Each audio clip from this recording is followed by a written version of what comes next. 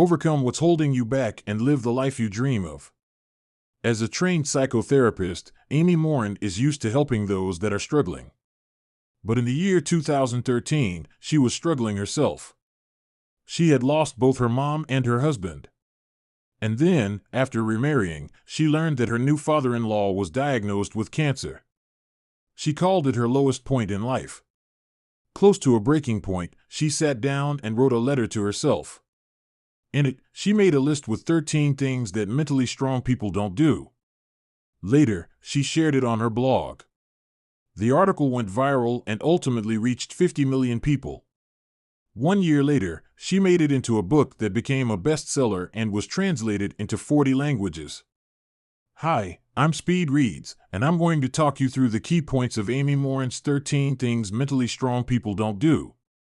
In the upcoming 13 lessons, we're going to hear from 13 real-life examples about 13 different bad habits and how those bad habits were replaced by better ones. Mentally strong people replace self-pity with gratitude. This way, we'll stack up your personal toolbox for life's notorious hardships. So without further ado, let's get started. In the first lesson, we'll see why feeling sorry for yourself is a waste of time. To dive right into it, we'll kick things off with a little fender bender. One day, Amy Morin witnessed a minor accident. 2 cars in a supermarket parking lot were backing up and bumped into each other. Morin watched the 2 drivers get out of the car, and she couldn't help noticing something. Even though those drivers just experienced the same accident, their reactions couldn't have been more different. The first driver got out and looked almost relieved. How lucky he was that no one was seriously hurt. How miraculous that this hadn't led to a serious injury. The second driver, however, felt rather unlucky. "Oh, great," he moaned, "just exactly what he needed. Why does this BS always happen to him? So why am I telling you this? It's because the second driver is a perfect example of the first behavior that mentally strong people don't do. He is pitying himself. He is sulking, dwelling in his misfortune, throwing a pity party.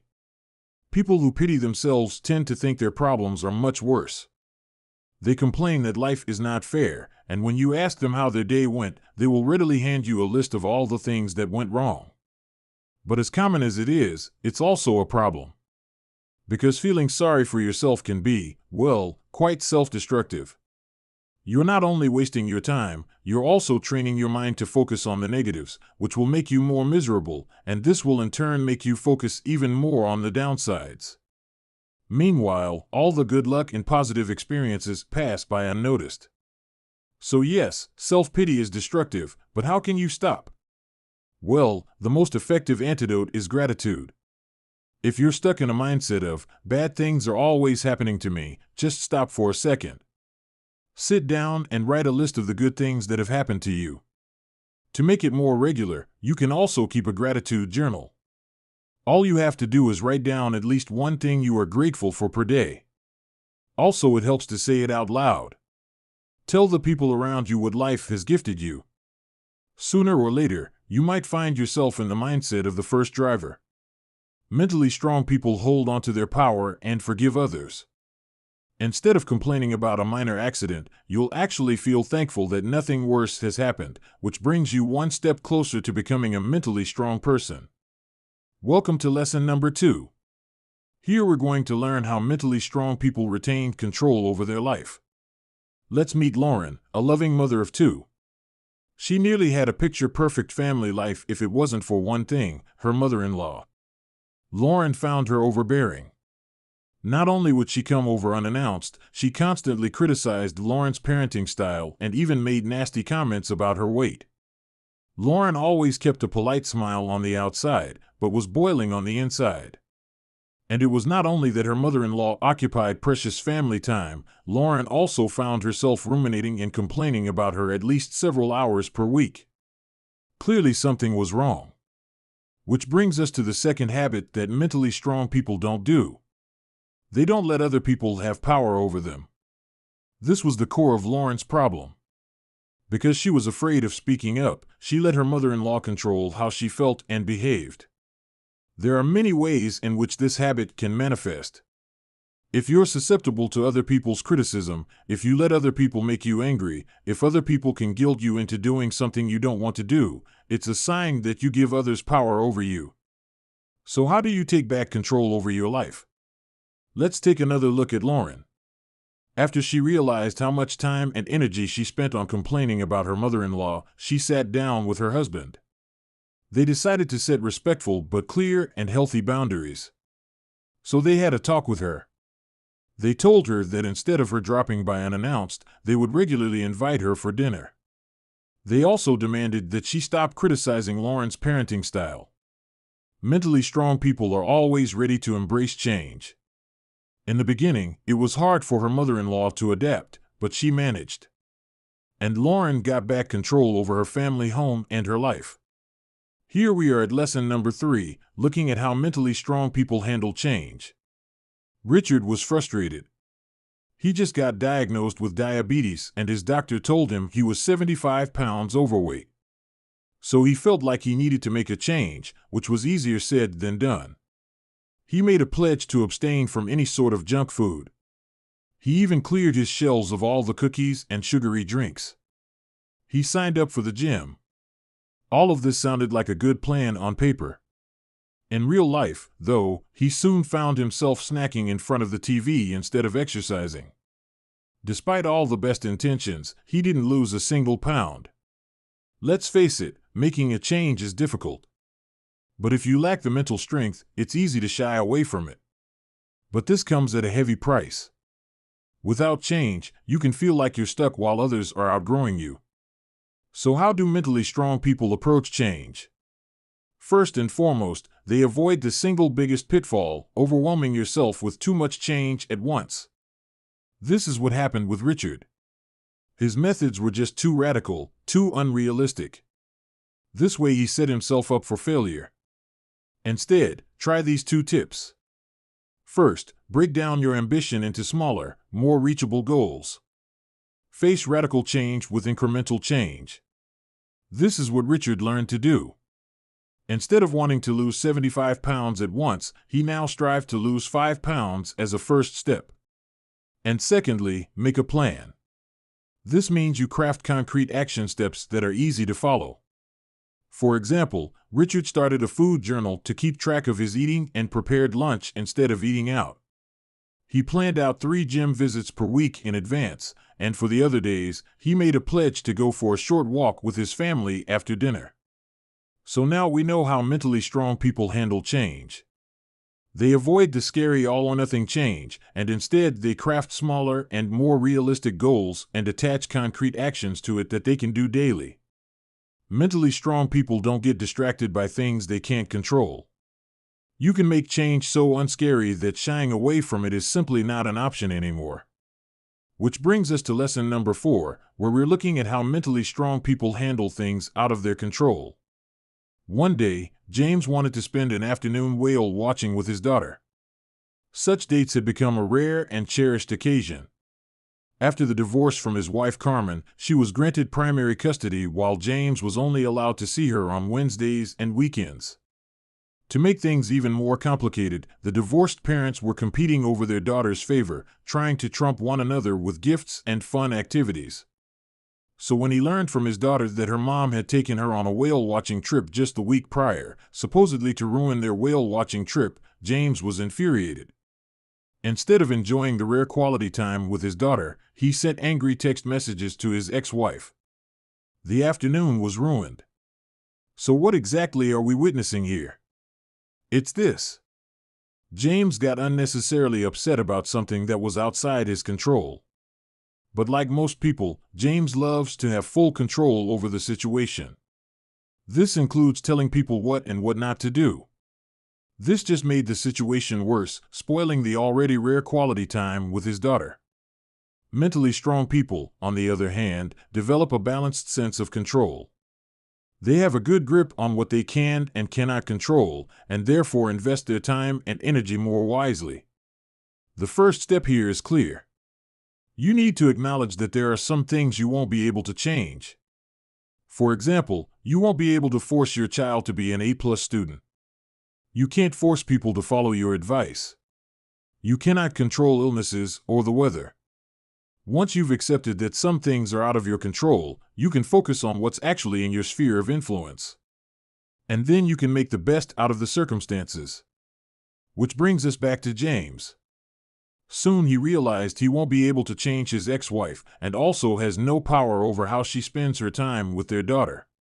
What he could do is make the best out of his time with his daughter. Always wanting to please others doesn't work, and being ready to sometimes displease makes you stronger. So instead of complaining or dragging his ex-wife to court over custody, he learned to be more present and enjoy every bit he gets to have with his daughter. So this is now lesson number 5, where we'll learn how mentally strong people balance their own needs with other people's needs. This time, let's say hi to Megan. Megan had a relatable problem. She felt constantly stressed. The to-dos seemed to pour in from all sides. Church members asked her to quickly bake some muffins for Sunday service, her sister needed her as a babysitter, and her cousin always came over with some last-minute favor to ask. Soon it became clear that Megan's stress had a particular reason. It was because she had a hard time saying no. Or in other words, she was a people pleaser. Being nice is, well, nice, but it becomes a problem if you're being too nice. First of all, people who tend to be too nice can be easily taken advantage of. Since they hate to disagree, they will rather say yes than risk a conflict. Not only are they constantly concerned about what other people think about them, they will also go to great lengths to change their behavior so they appear more likable, often at the expense of their own desires and wishes. It's not hard to guess what's wrong with this sort of behavior. If you always focus on other people's needs, you're not going to get your own needs met. Not only is it extremely stressful, it can also damage your relationships. That's what happened with Megan. Because she always said yes to the short-term requests of her cousin, she grew frustrated and behaved irritably towards her own family. Sometimes she'd even miss dinner or couldn't put her kids to bed. So if you find yourself to be an overly agreeable person, what can you do? Here are 2 tips. Tip number 1 is that you have to realize one thing. It's not your job to make everybody happy all the time. It's okay if someone else feels mad or upset. It's not the end of the world. They're grown-ups and they learn how to cope with negative emotions just as you did. Tip number 2 is a rather practical one. If someone asks you for a favor, take some time before you say yes or no. This is actually what the author told Megan. Whenever someone asked her for something, she felt pressed and automatically said yes even if she didn't want to. So Morin gave her a script, something she could easily respond with in those situations. For example, when someone asked her for a favor, she said something like this. Thanks for asking. Mentally strong people are not afraid of taking calculated risks. Let me check my calendar and then I'll get back to you in a bit. This way, she bought herself some time, which makes it easier to say the small but powerful word with 2 letters, no. Alright, this means we're at lesson number 6 now.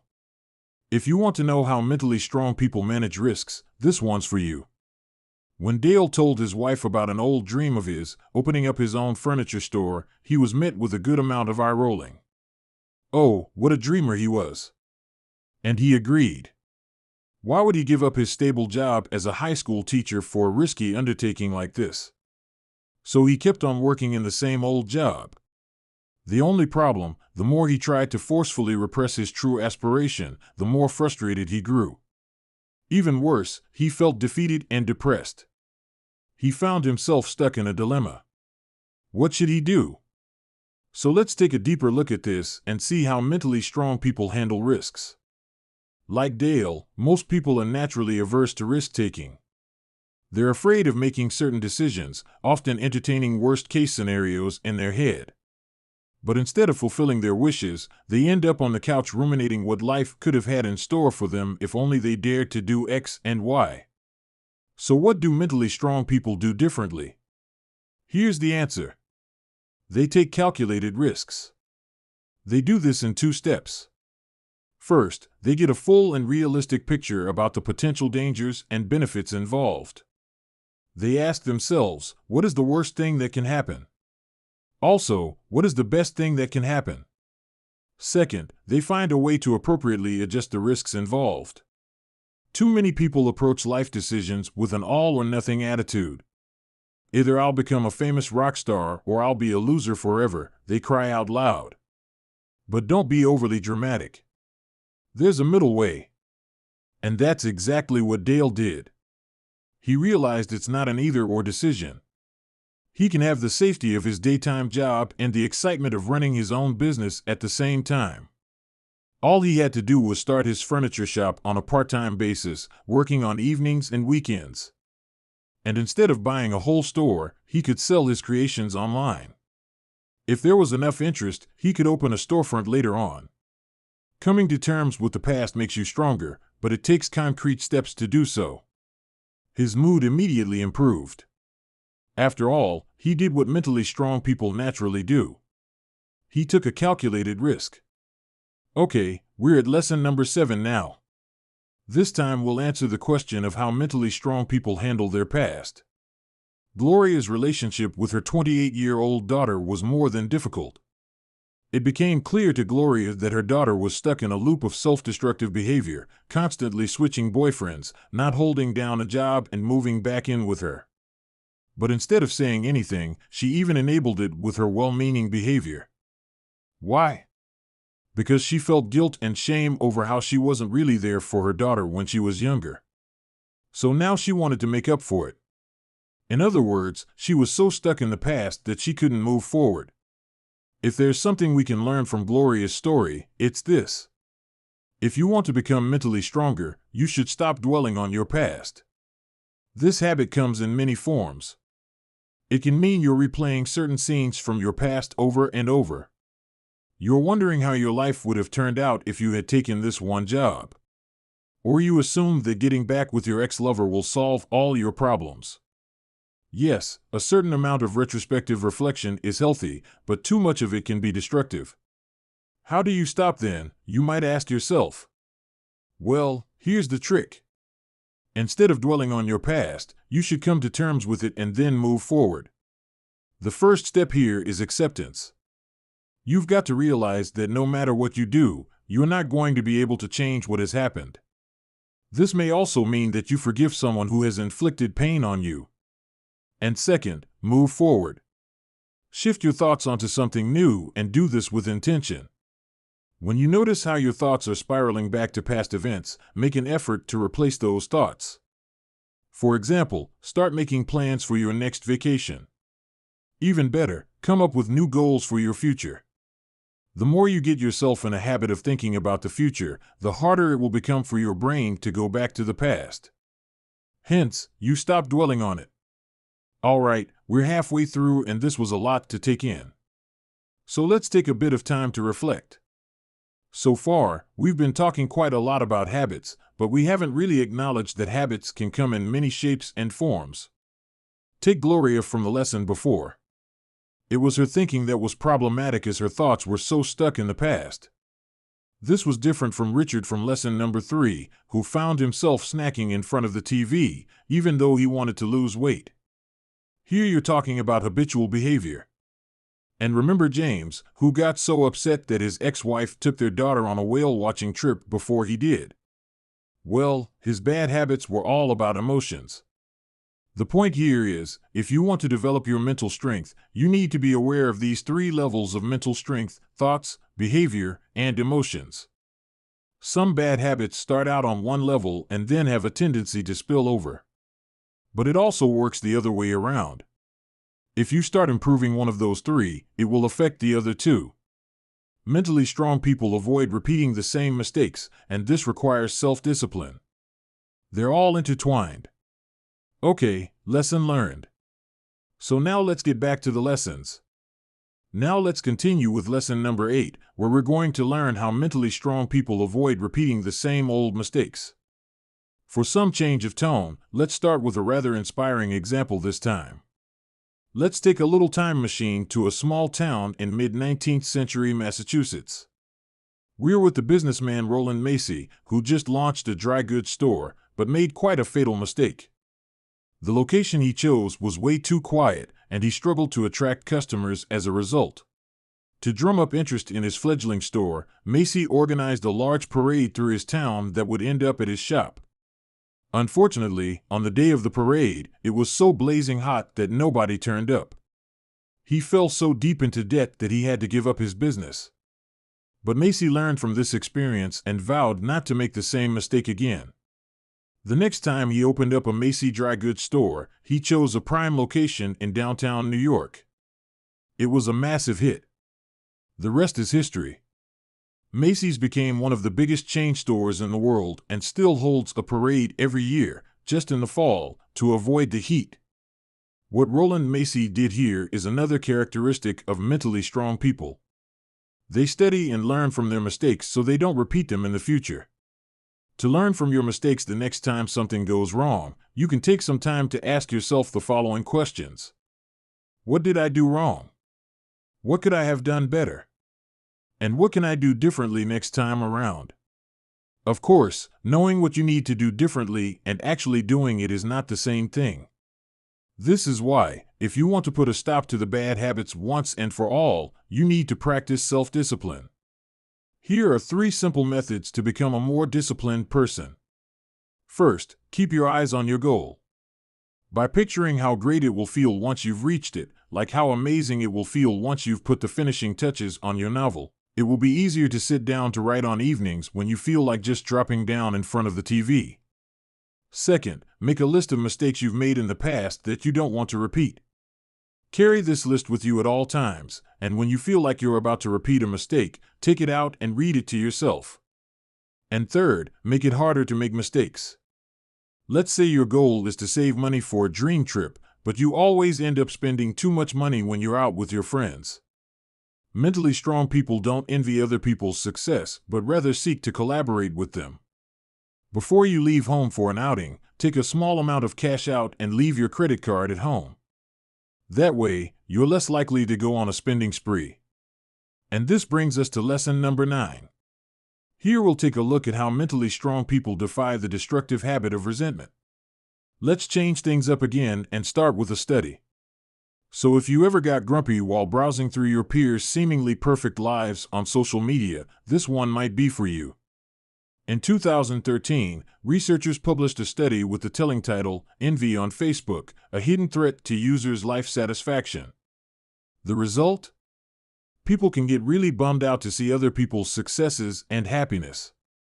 Being exposed to your peers' vacation photos is particularly bad, and they can even get angry over a lot of birthday wishes. If that sounds relatable to you, behold, this feeling is called resentment, and you guessed it, it's something mentally strong people don't do. If you feel like other people are more successful than you, you'll likely feel envious about their good fortune. On the outside, you might keep a polite smile, but when your neighbor shows you his brand new Tesla, you might secretly despise him.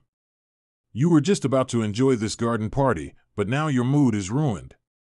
Often people's resentments are a sign of their own insecurities, and it's particularly easy to resent other people's accomplishments if you don't really know what you want yourself. Let's say you've got a friend who's flying all over the world for important business trips and your first thought is, I wish I could have that lifestyle. But do you? Didn't you wish you had more family time before? Now what is it that you want? A jet-set life or more family time? So what do? First of all, you need to gain clarity about what success and accomplishment looks like to you. If your New Year's resolution is to bike more often to work, you'll have a hard time despising your neighbor's new car.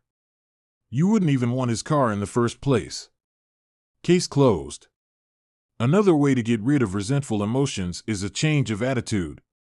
Life's not a rat race in which you perpetually have to outperform everybody around you. Instead of competing, think more about collaborating. Mentally strong people don't give up easily, and they are self-compassionate about failure. Yes, you might be secretly angry about your brother's financial success, but why not ask him for some tips and learn from him?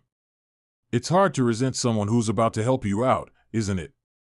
We're at lesson number 10 now, looking at how perseverance is the key to long-term success. Again, let's start with a positive example, namely Mr. Thomas Edison.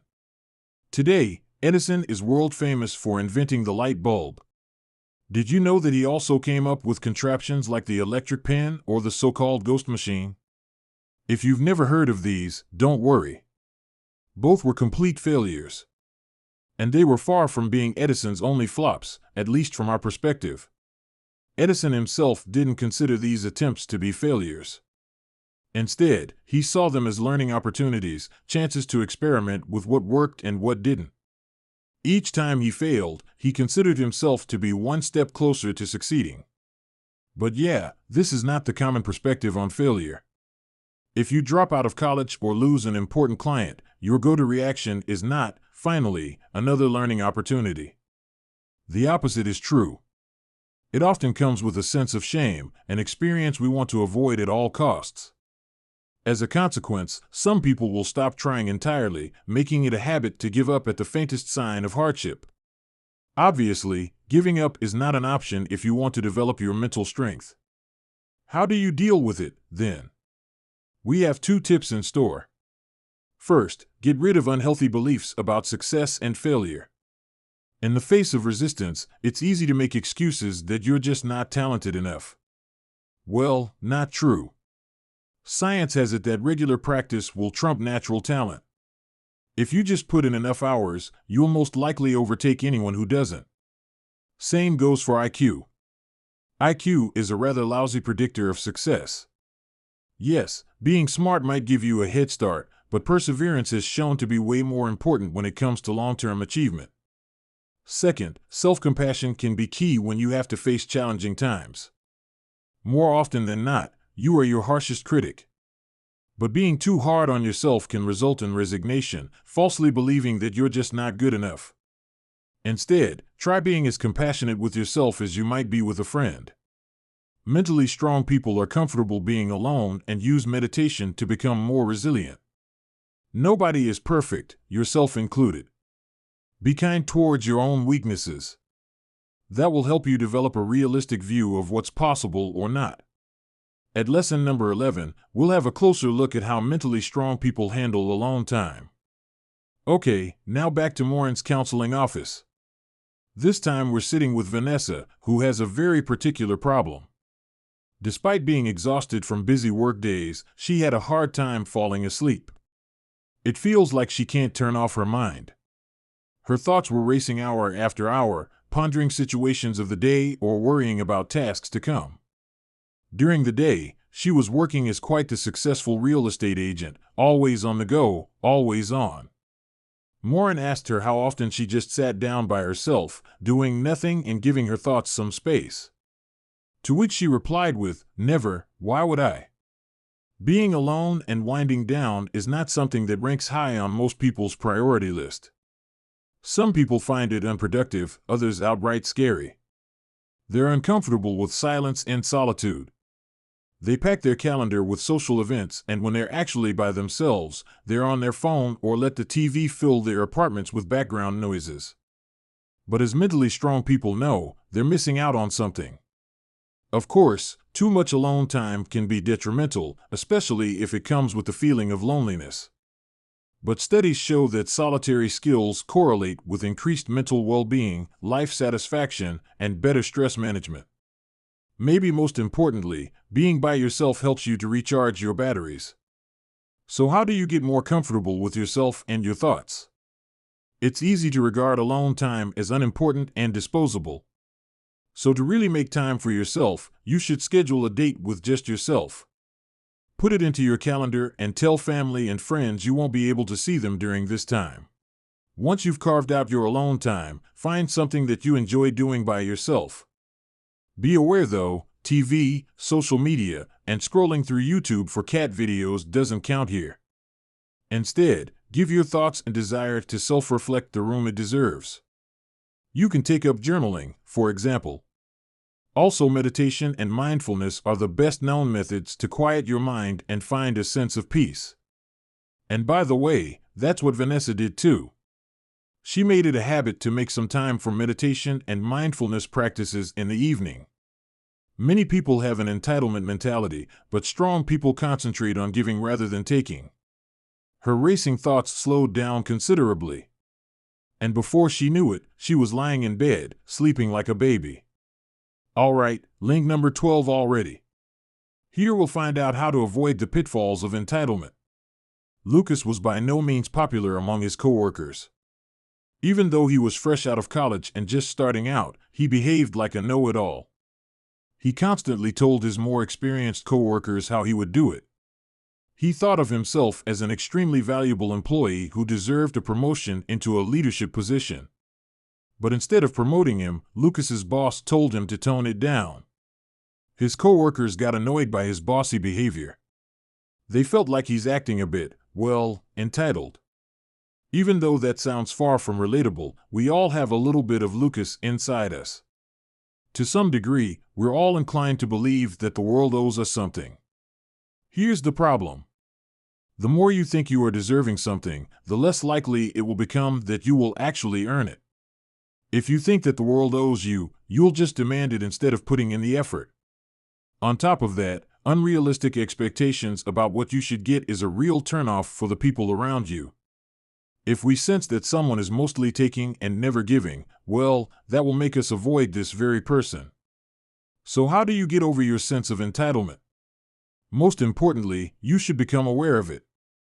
Feeling that the world owes you doesn't mean you're walking through life like a princess. Most of us show more subtle forms of entitlement. It's mostly hidden in your thought patterns.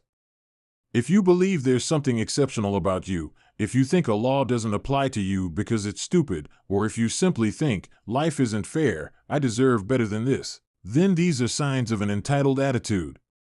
So instead, let's try some humility for a change. For starters, let's acknowledge that you have weaknesses too. Yes, I know, hard to grasp, but for real, you are not perfect. Like everybody else, you have shortcomings, insecurities, and traits that make you less of a Prince Charming. And by the way, that's perfectly fine. Also, let's receive critical feedback with some more humbleness, shall we? Since we're not perfect, the other person probably has a point. We might not agree entirely, but dismissing this person as stupid isn't helpful either. After all, that's what Lucas managed to do as well. He realized what kind of unfavorable impression he left with his coworkers and made a pledge to change. He stopped assuming that he knew everything better and grew open to learn more from those around him. Mentally strong people recognize that achievements take time and that progress isn't always immediately apparent. And who knows, with this attitude, he might earn the promotion after all. So you made it all the way to the last lesson, number 13. This one is about how mentally strong people commit to the long haul. If there's one weakness that Marcy had, it was her notorious impatience. When her kids or coworkers wouldn't comply with her pace, she'd say, "I'm not getting any younger." She'd read dozens of self-help books, but was disappointed when they didn't magically change her life overnight. She abandoned therapy just after a few sessions because she didn't see the immediate results that she wanted. What she was desperately looking for was a shortcut, a magic pill that would eliminate her dissatisfaction with life. Unfortunately, as mentally strong people know, this pill doesn't exist. But if instant gratification becomes an overall expectation, you're going to have some problems in your life. The hard truth is change is hard and progress is not always immediately apparent. The question is how you handle this. If you're like Marcy, you might get discouraged easily and abandon your efforts prematurely. This means you'll never reap those special benefits that only come from a long-term commitment. Some things like an education, an important career step, or an artistic breakthrough only come after years of hard, unrewarding work and perseverance. The first step of embracing the long haul is to create realistic expectations. If you expect quick and painless success, you're setting yourself up for disappointment and frustration. Also, beware of fixed and unshakable deadlines for your goals. While it's good to have an approximate idea of when you'd like to finish, making it an all-or-nothing situation can certainly backfire, as we've heard before. And then, practice perseverance.